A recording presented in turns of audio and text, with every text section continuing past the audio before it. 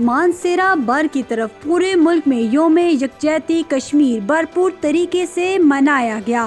اس سلسلے میں 5 فروری یوم یکجہتی کشمیر کے حوالے سے پاکستان جماعت اسلامی، پاکستان مرکزی مسلم لیگ، تمام کشمیر کمیونٹی اراکین، سیاسی و غیر سیاسی شخصیات، تمام مذہبی و سیاسی جماعتوں کے اراکین، سوشل ورکرز، میڈیا، انجمن تاجران، مانسیرا کے عہدیداران نے مرکزی جامع مسجد سے ختم نبوت چوک تک ریلیاں نکالی، جہاں پر پاکستان مرکزی مسلم لیگ کے ڈاکٹر عبدالسلام، ڈاکٹر عبدالمتین، مولانا یاسر فاروقی، جماعت اسلامی پاکستان جمیل احمد جہانگیری، شبیر احمد، شیخ ندیم شہزاد، حافظ مسعود، کشمیر کمیونٹی کے فیاض سہلریا، مشتاق احمد، سابقہ پریس کلب اخلاق احمد خان، تاجر رہنما حاجی محمد انیف اوان، دیگر مقررین نے خطاب کرتے ہوئے کہا کہ اب وقت آ گیا ہے کشمیر کی آزادی کے لیے، جہاں ضروری ہے امت مسلمہ کو آپس کے اختلافات بلا کر ایک پلیٹ فارم پر اکٹھا ہونا ہوگا۔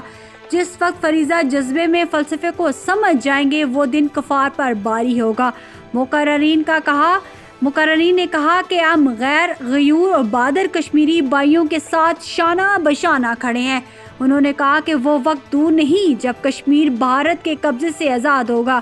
انہوں نے کہا کہ کشمیر پاکستان کی شہراگ ہے اور رہے گا۔